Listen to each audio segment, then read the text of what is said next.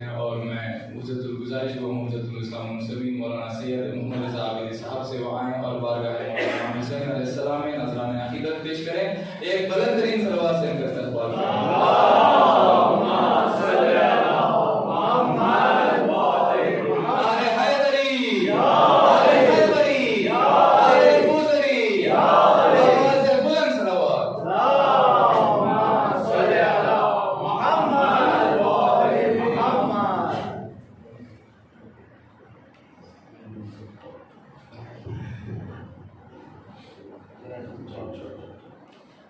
السلام علیکم ورحمۃ اللہ وبرکاتہ. اعوذ باللہ من الشیطان الرجیم. بسم اللہ الرحمن الرحیم. الحمد للہ رب العالمین بارئ الخلائق اجمعین فاطر السماوات والارضین وصلی اللہ علی سیدنا محمد وآلہ الطاہرین.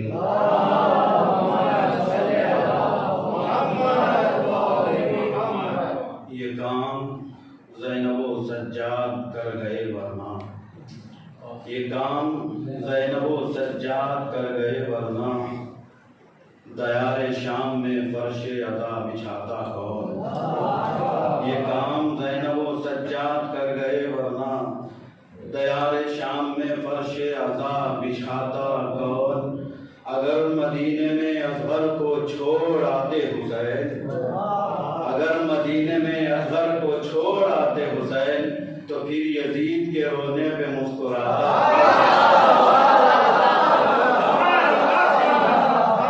اگر مدینے میں اصغر کو چھوڑ آتے حسین، تو پھر یزید کے رونے پہ مسکراتا کون. نیر مجیدی صاحب کے چند شعر ملاحظہ کریں کہ نہ وہ دربار باقی ہے نہ وہ سلطان باقی ہے، نہ وہ دربار باقی ہے نہ وہ سلطان باقی ہے، مگر زینب کے خطبوں کی ابھی تک شان باقی ہے. مگر زینب کے خطبوں کی ابھی تک شان باقی ہے. صدائے ماتم شبیر سے روشن ہے ہر صوبہ، صدائے ماتم شبیر سے روشن ہے ہر صوبہ. عجب انداز سے دنیا میں یہ ہندوستان باقی ہے، عجب انداز سے دنیا میں ہندوستان باقی ہے.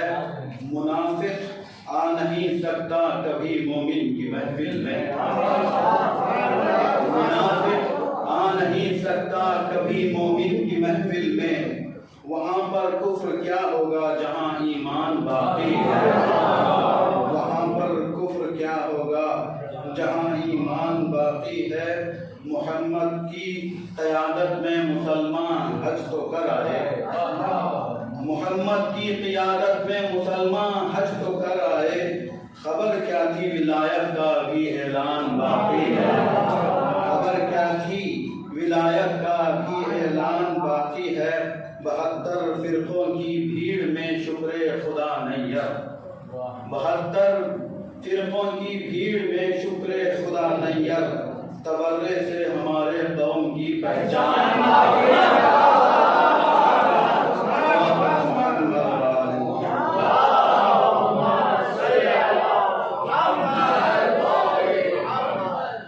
بہرحال عزیزان محترم، مبارک موقع ہے. مولا امام حسین کی ولادت کی یہ تاریخ ہے دن کے اعتبار سے، اور شب ولادت و سعادت مولا ابوالفضل عباس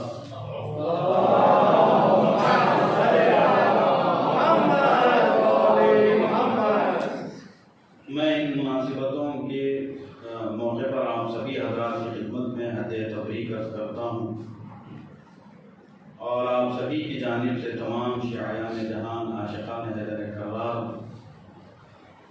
علماء مراجع، بالخصوص حجت آخر امام زمان عجل اللہ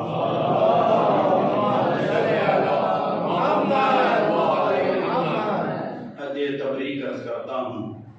یقیناً یہاں پر آنے والے ہر ذاکر، ہر شاعر، ہر خطیب اور سامعین کے لیے یقیناً وہ مقام ہے جو دنیا بالکل بھی دے نہیں سکتی۔ میں بات کا آغاز کرتا ہوں۔ ایران میں ایک بہت بڑے خطیب گزرے ہیں، مرحوم فلسفی خطیب انقلاب، بہت بہترین مطالعہ۔ ان کا کہنا تھا کہ ہر مجلس سے پہلے کم از کم 7 گھنٹے اگر میں مطالعہ نہ کرتا تو میں منبر پہ نہ آتا۔ خطیب انقلاب سے پہلے جب انہوں نے انقلاب کی باتیں کی، تقریر میں جگہ جگہ امام خمینی رحمۃ اللہ علیہ کا نام لیتے تھے اور ان کی قیادت میں آنے کی دعوت دیتے تھے، تو ایک پولیس افسر بڑا پوسٹ والا وہ جاتا ہے، انہیں گرفتار کرتا ہے۔ اب گرفتار کر کے لے جائے جاتے ہیں، جو فارمیلٹیز وغیرہ سب ہوتے ہیں، پروسیس ہوتا ہے، پھر کسی طریقے سے دوبارہ یہ واپس آئے۔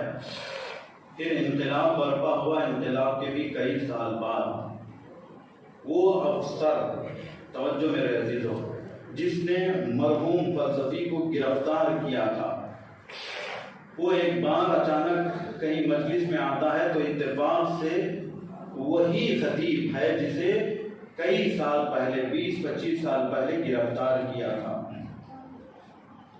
تو اب مجلس ختم ہوئی، خطیب نیچے آئے تو انہوں نے کہا کہ 20-25 سال پہلے میں نے آپ کو گرفتار کیا تھا، لیکن ایک سوال مجھے آپ سے کرنا ہے۔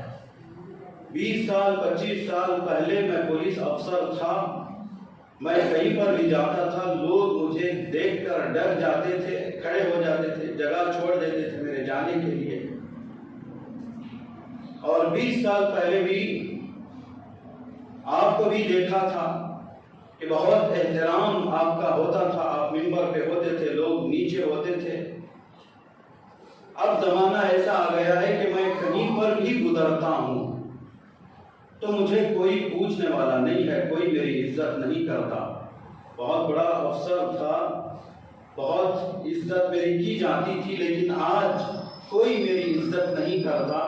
لیکن میں دیکھ رہا ہوں کہ جو احترام آپ کا 20 سال پہلے تھا، اس سے بہت زیادہ احترام آج بھی آپ کا باقی ہے۔ آپ منبر سے اترتے ہیں تو لوگ آپ کے ہاتھوں کا بوسہ لیتے ہیں، لوگ آپ کے رخسار کو چومتے ہیں، لوگ آپ کے گلے کو چومتے ہیں، اتنا احترام کرتے ہیں۔ میرے سمجھ میں بات نہیں آئی تو کہتے ہیں کہ سادی سی بات ہے، فرق یہ ہے کہ تو شاہ کا نوکر تھا، میں حسین کا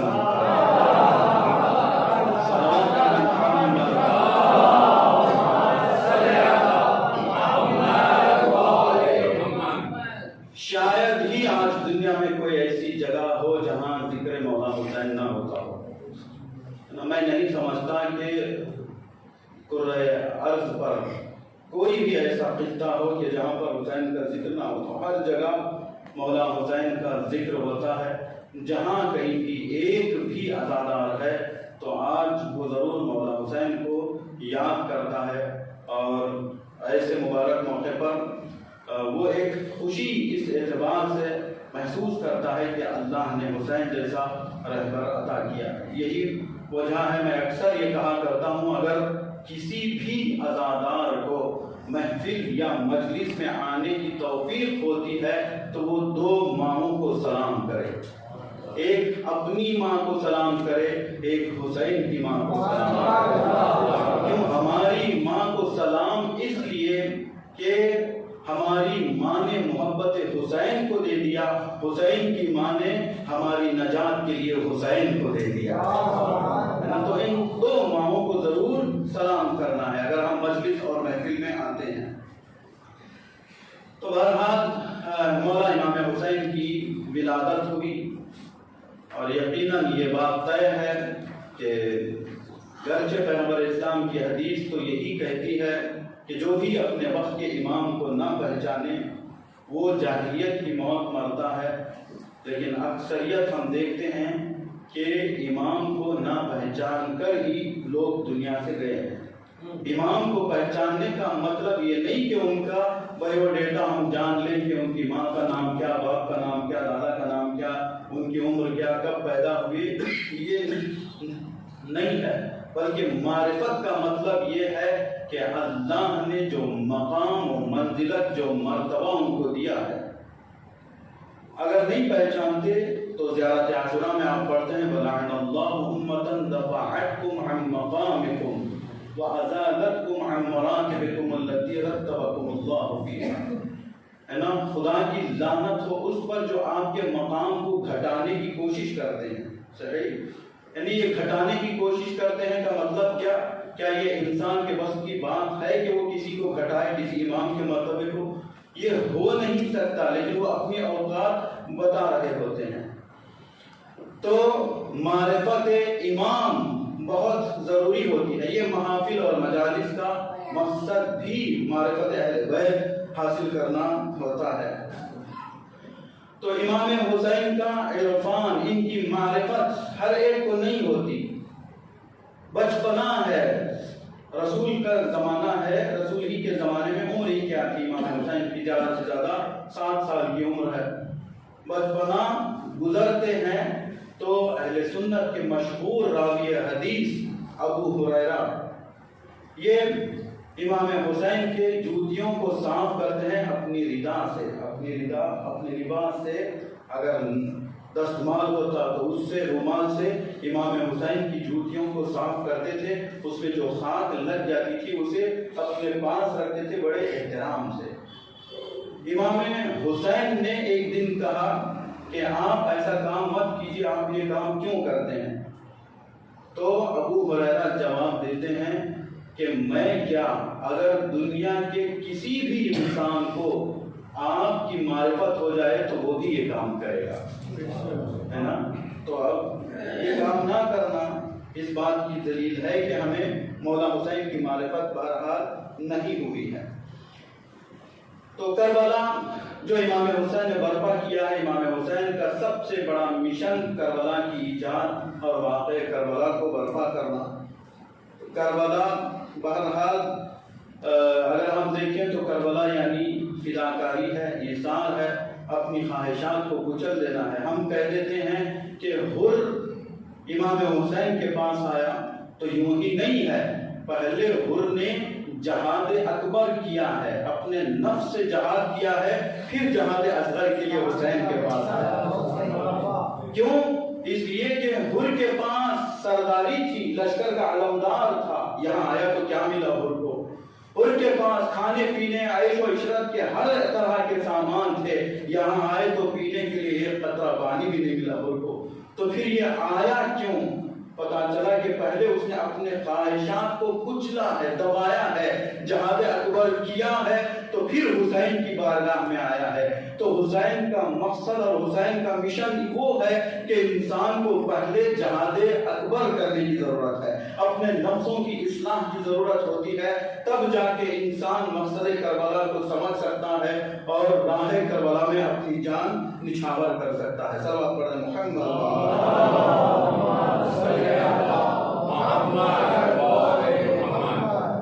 تو امام حسین نے کبھی بھی کسی بھی صورت میں جو اپنی سب سے بڑی ذمہ داری تھی وہ امت کی ہدایت اور امت کی اصلاح، یہ نہیں چھوڑا۔ بس میں آخری 1 منٹ 2 منٹ آپ کا لوں گا۔ یہاں تک ہمیں روایت میں ملتا ہے، اللہ اکبر، کیا انداز بیان امام حسین کا اور طرز زندگی، کون اسے بیان کر سکتا ہے، سمجھ سکتا ہے، درک کر سکتا ہے، اور اسے اپنانا تو بہت بڑی بات ہے، بہت دور ہے، لیکن اسے سمجھنا بھی ہمارے بس کی بات نہیں ہے۔ عیسائی راوی ہے نا، جو نان مسلم راوی، وہ کہتا ہے کہ میں چہرے پر نقاب ڈالا ہوا تھا کہ مجھے کوئی نہ پہچانے، بہت پیسوں کی لالچ میں حسین کو قتل کرنے گیا، ابھی تلوار اٹھایا اور قریب تھا کہ میں حسین پر وار کروں، تو حسین نے آسمان کی طرف دیکھ کر دعا کی، پروردگار یہ مجھے پہچانتا نہیں ہے، اس لیے مجھے مارنے آیا ہے، تو اسے معاف کر دے، ہے نا، تو اس کی ہدایت کر دے۔ سمجھ رہے ہیں آپ کو کتنی بڑی بات ہے اور کتنا دریا دل ہے میرا مولا حسین، ہے نا، ایک نان مسلم مارنے آیا ہے تو اس کے لیے کیا؟ تو امام حسین جو پیاسے دنیا سے گئے ہیں تو یہ پانی کے پیاسے نہیں بلکہ ہدایت کے پیاسے امام حسین دنیا سے گئے ہیں۔ اور نجات کا ایسا سامان کر دیا اور وہ کام کر دیا مولا حسین نے. واقعی کربلا کے بعد دیکھیے کربلا سے پہلے اتنا لوگوں کو بلا رہے تھے امام حسین اپنی نصرت کے لیے, کوئی نہیں آیا. یہاں تک کہ جو 72 ہم بولتے ہیں اس میں بوڑھا حبیب ابن مظاہر بھی ہے اور 6 ماہ علی اصغر بھی ہے. یہ کل ملا کر 72 کی تعداد امام حسین کو ملی ہے. لیکن امام حسین نے اپنے خون کا قطرہ کربلا میں بہایا تو پھر اس کے بعد دیکھیے جگہ جگہ سے قیام کی آوازیں اٹھی ہیں. کبھی توابین کا قیام ہے, کبھی مختار کا قیام سامنے آیا ہے. تو یہ امام حسین کے خون بہانے کا نتیجہ ہے. بہرحال بہترین شب ہے, افضل ترین شب ہے, اور یہ امام حسین کی ولادت کی تاریخ جو ہے یہ علی و بطول کی خوشیوں کی تاریخ ہے. ان کی خوشی اور ایسے موقع پر کوئی دعا کرے تو شاید ہی کوئی ہو جس کی دعا قبول نہ ہو. تو ہم خدا کی بارگاہ میں دعا کرتے ہیں, خدایا محمد و آل محمد کے صدقے میں بالخصوص آج کے مولود بابرکت کے صدقے میں اعیاد شعبانیہ کے طفیل میں ہماری دعاؤں کو مستجاب فرما, ہماری نیک توفیقات میں اضافہ فرما. تمام حاضرین کی حوائج شرعیہ بالخصوص منتظمین جشن کے حوائج شرعیہ کو برآمدہ فرما. انہیں اور حاضرین محفل کو زمینی اور آسمانی بلاؤں سے محفوظ فرما. جو بے روزگار ہیں انہیں روزگار عطا فرما, جو باروزگار ہیں ان کی روزی میں برکت عطا فرما, جو بیمار ہیں انہیں شفا کامل و عاجل عطا فرما, جو مقروض ہیں ان کے قرضوں کو خزانہ غیب سے عطا فرما. پرچم اسلام کو سربلند فرما, پرچم کفر و نفاق کو سرنگون فرما, مقامات مقدسہ کی حفاظت فرما, جمہوریہ اسلامیہ ایران کی حفاظت فرما, تیری آخری حجت کے ظہور میں تعجیل فرما. ہم سب کو ان کے اعمال و انصار میں شمار فرما.